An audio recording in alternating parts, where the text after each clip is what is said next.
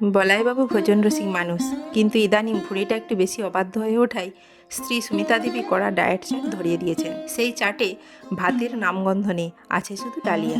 একদিন সকালে সুমিতা দেবী বাটিতে করে ধোঁয়া ওঠা গরম গরম ডালিয়ার খিচুড়ি নিয়ে এলেন। বলাইবাবু নাক কুঁচকে বললেন, এ তো দেখছি পাখির খাবার। সেই সময় বাড়িতে উপস্থিত ছিলেন বলাইবাবুর বন্ধু গদাই। তিনি গদগদ হয়ে বললেন, ওরে আমার স্ত্রী মান্তু রোজ রোজ নতুন নতুন সবজি দিয়ে প্রেসার কুকারে ডালিয়ার খিচুড়ি রাঁধেন। আমরা খুব যত্ন সহকারে সেই খাবার খাই। ডালিয়ায় আছে প্রচুর পরিমাণে ফাইবার, যা পেট ঠান্ডা রাখে ও শরীরকে চাঙ্গা করে। এক কথায় বলতে গেলে এটা হলো পেটের জন্য শান্তি কমিটি। এই খেয়েই দেখ না একবার।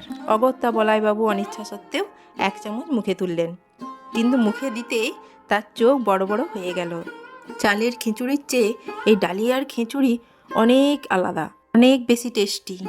ডালিয়া, মুগ ডাল, গাজর, বিনস, কুমড়ো সব দিয়ে একদম পুষ্টিকর মাখা মাখা ডালিয়ার খিচুড়ি। বলাইবাবু গোগ্রাসে খেতে খেতে বললেন, উফ সুমিতা, তুমি তো জাদু করেছো গো। ডালিয়া যে এত টেস্টি হতে পারে আগে তো জানতাম না।